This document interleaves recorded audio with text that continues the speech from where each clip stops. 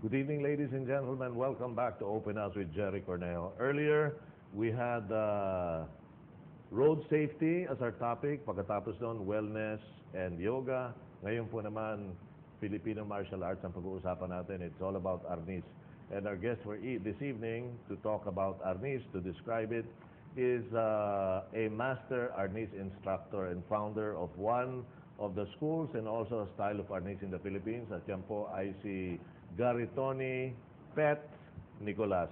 Good evening, Pet. Good evening. Okay, welcome to Open House. And pasok agad tayo sa topic. Ano bang Arnis? Arnis is a stick fighting of the Filipino art.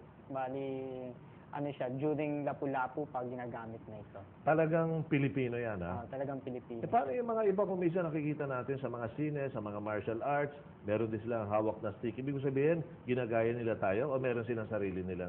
Bali sa mga international, bali meron na, kasi worldwide na ang Arnis, ina-apply nila Arnis sa pelikula, yun tinatawag na cinematic.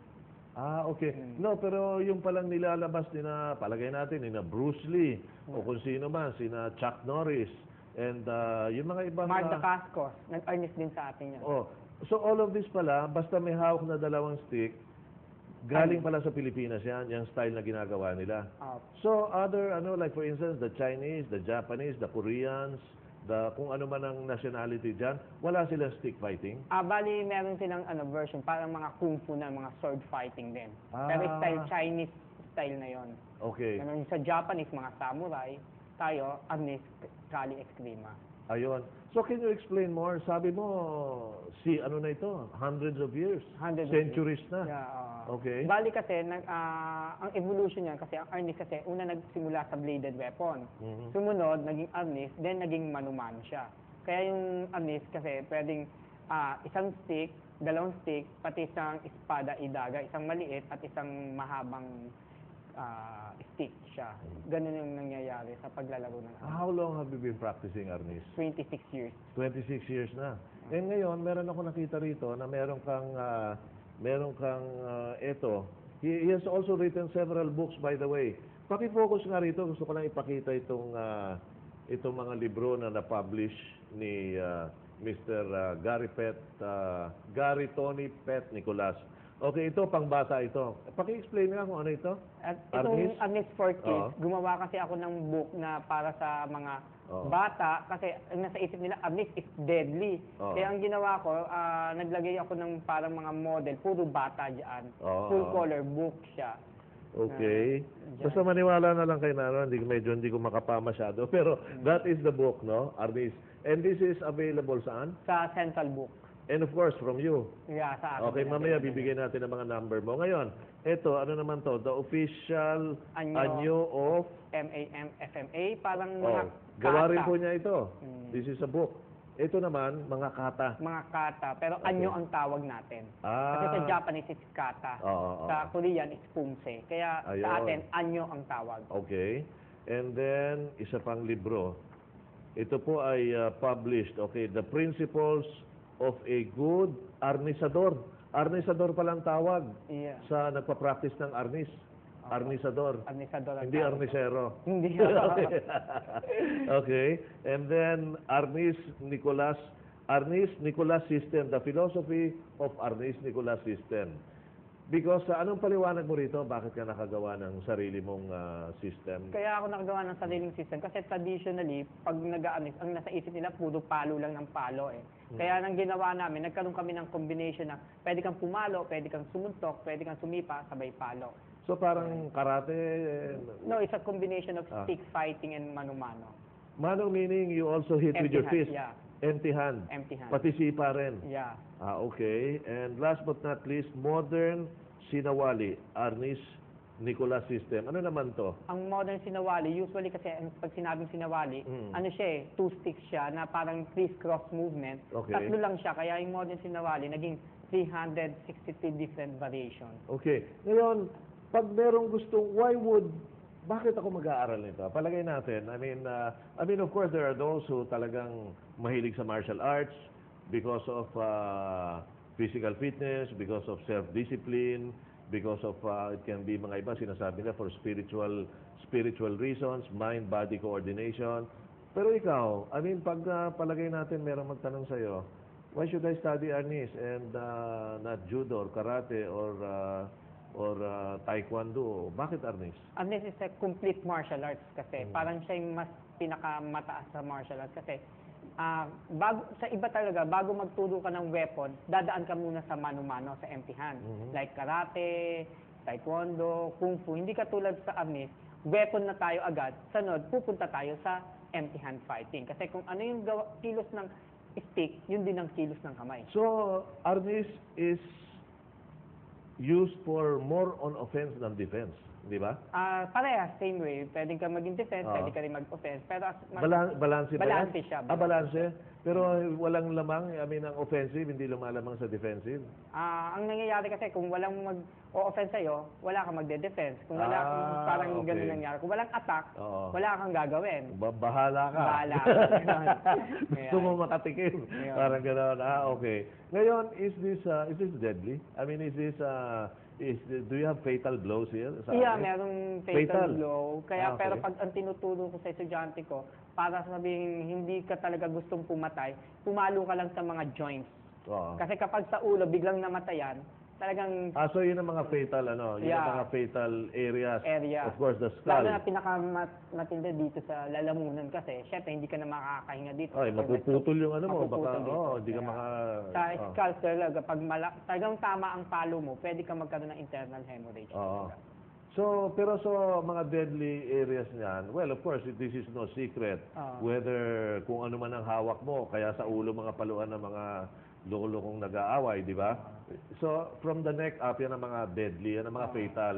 From the neck below, just to neutralize. Neutralize, yeah. Ayun, okay. Kasi pag yung sa katawan ka tumira, at least sasabihin nung, kunyari, nagkaroon ng kaso, kung gusto kong patayin yan, sa ulo na, ganda, inaano ko lang, neutralize ko lang, pinipitik-pitik ko lang sa braso, sa... Para mabitawan yung panaksak, mabitawan yung ganyan, di ba? Ayun. Okay. Ngayon, of course, this is a skill, this is a talent and a skill. Kumbaga sa meron din mga degree yan, di ba? Merong white belt, brown, black, ganyan. Sa inyo, saan nagsisimula? Sa likha, sunod likha, isa, likha, dalawa, likha, tatlo. Sunod magiging guro, lakan. Lakan yun yung mga degree na eh. Lakan isa, lakan dalawa, lakan tatlo, lakan apat. Yan ang mga dan. Mga dan yun. Okay. Kasi tawag sa atin, lakan. Sa Okay. babae, dayang naman ang tawag. Ikaw ang punong lakan. Yeah. ako po. Okay, kasi nung in-introduce sa akin, by the way, I would like to thank si Jennifer, Jennifer Dizon, ayan. Ang anak niya, well, she's a family friend, yung anak niya, si Marcus, tinuturuan ni Pet, no? So, thank you, Jennifer, if you're listening. Thank you for introducing me. Ngayon, tawag niya, sabi niya, ito, tawagin mo si Punong Lakan. Kaya yung tinawagan kita, nag-aalanganan ako, ito ba si Punong Lakan? Di ba? Yung pala, it's a title. It's a title. Tinatawag. Which means, yan ang highest dan. Yeah. Wala nang, kasi sa yata, 7th dan sa judo karate. Judo. Yung iba ginagamit kasi yung mga salitang Grandmaster o yung mga okay. Japanese na kasi yun eh. Oo. Kaya yung mga Americanized, sinatawag Grandmaster, Master, gano'n. Pero yung mga iba, after a 7th degree, honorary na di ba? Yeah, ganun. In other words, this is only ganyan lang karaming body of knowledge. Pag tumaas ka pa dyan, kumbaga Hall of Fame ka na. Yeah. And speaking of Hall of Fame, pakita naman natin to. Ako na lang para hindi siya magbubuhat ng sarili niyang trophy. Okay, this is the 2005 po ito. The United States Martial Arts, US Martial Arts Association, International Hall of Fame, Garitoni Nicolas, International Instructor of the Year. Ayan ang binigay. Paano mo nakuha ito? Bali, nomination to internet, tapos yun, nila, binigay sa akin. Kasi mga Nagpunta ka sa Amerika o pinadala sa'yo? pinadala sa akin kasi Okay. meron akong pinuntahang iba. Okay. Parang ito parang I would like to thank the Academy, parang Academy Awards, no? Okay, now this one is a more recent one, 2009, Organization of the Year, MAMFA. Ano naman ito, Pet? Bali, yan ang Filipino Martial Arts Digest, bali FMA Digest, International Digest to Internet, kaya binigay sa amin yan, Organization of the Year. Naka-internet ito. So how do they get in touch? FMA Digest lang, makikita na doon. FMAdigest.com Yeah, or FMA by search nyo sa Google, di ba? Yeah, FMA Digest. F Filipino Martial Arts Digest. Okay? Ngayon, Meron ka mga sample dito? Ito ba kasama ba ito sa ano? Yeah, sa Because mga- we are used to these 2 sticks. Yeah. Di ba? Sa Ernest, nakikita natin 2 stick. Ano yung kung isa maikli, isang mahaba? Ito, yung espada idaga, isang Ah. maikli, isang mahaba, pwedeng ano Okay. siya. Pero yan, mukhang makakasaksak talaga. Hindi, at least wooden is a practice knife. Ito, espada. Yeah, espada siya. Made out of kamagong ito. Kamagong yan. Ayan. Ito rin kamagong din ito. So, meron ako nakikita, hindi namang parang ganyan eh. Parang isang malaki at isang ganyan. Parang ganyan, maliit. So, ano yun? Iyan din yun, espada idaga. Okay. Ngayon, meron kang pinapakita kanina eh. Meron tayong ano rito eh. Meron siyang kasama, di ba? Anong pangalan ng kasama Junar. natin? Ha? Junar. Junar. Ano yung gusto mong i-demonstrate? For example, kung paano mo, just in case kasi tanong, Ah. paano kung wala ka ng dalang stick, paano mo i-apply sa mano-mano? Kaya Okay. yun, pwede kong ipakita yung stick and the empty hand. Stick and the empty hand. Ano yung stick? Kunyari, for example, Ah. itong stick, Okay. kung paano mo i-apply na wala kang hawak na stick. Okay, sige. Pakita natin. So, ano mangyayari dyan ngayon? Okay. Sino siya? Si Junar, Junard. Okay, Yeah. Junard. Siya yung anong gagawin niya ngayon? kunyari, inawakan niya ako dito, Okay. kung sumuntok man siya, pwede mong isangga ito. Pag empty hand, sumuntok siya, pwede mong isangga dito. Pag gusto mong ilak mo lang siya. Pag wala kang stick, ilak mo lang siya, pwede. Pag hinawakan niya ito, kunyari, payong, pwede mong i-release. Pag Ayun. hawak mo, pwede mong i-release. Sabay follow-up. Yun yung application. Simple application. But isn't this also, nakikita ko sa ano yan sa judo, karate, aikido. Oh, It is yeah. a basic move, di ba? Basic move. Okay. Ngayon, pag merong hawak na patalim, palagay natin. Sakaling may hawak na patalim, Ah. Wala kang hawak na wala stick. akong hawak na stick, Ah. pwede mo Ako i-apply. meron. Tutulungan kita, magkasama Tutulungan. tayo eh. Pag sumaksak siya, parehas din yan. Pag sumaksak siya, pwede mo sabayan. I-deflect mo muna siya, then Okay. ilak mo siyang gano'n. Oo. Maano mo siya, pwede mo siyang kunin, pwede mo siyang ilak. Or pwede mo gamitin sa kanya. Pwede mong gamitin. Kaya Ayun. depende din sa sa application ng Oo. technique. Kung ano yung attack. Kung dito siya attack, syempre dito ka rin sasangga. Kung dito siya attack, dito ka rin sasangga. Ayun. Depende kung saan yung punta. Kasi usually, sa kalye kasi, ano lang yan, hindi yung bara-bara lang siya. Oh, bara-bara. Tatimingan mo lang siya. Pati Ngayon, mahihina ang Ngayon, kung pwede bang sample na meron siyang ganito, ikaw wala? Yeah, same thing din yon. For example, Hindi, meron siyang hawak ng dalawa. hawak niya, Oh. dalawa, Oh. Ngayon nakaupo ka dyan, biglang nagalit sa'yo. umaluman siya, Oh. dalawa, pataas, pwede mong sangga dito. Sabay, i-release mo ito, kunin mo siya. Naagaw mo siya. That is a disarming. Ayun. Yeah, ayun. So yan, natututunan yan. Natututunan, but Sa ano mo, sa mga sa mga school. school mo. Opo. Ayun. Pero paano ngayon? Kung palagay natin, tuwing lumalakad ka ba, may dala kang ganito? Hindi, wala akong dala. Wala kang dala. Yeah. But anyway, because you can use your hand. Yeah. ganun. Ayun. Ito naman, ito pang eskwela lang naman siguro ito. Something pinakita ko lang para for the, kung ano yung mga iba't ibang gamit sa anis. Yan. Okay. Ito parang Okay. espada na style nito eh. Oo. Kasi kaya kung meron din kami nito, yung proper ng striking nito, ang kailangan kasi.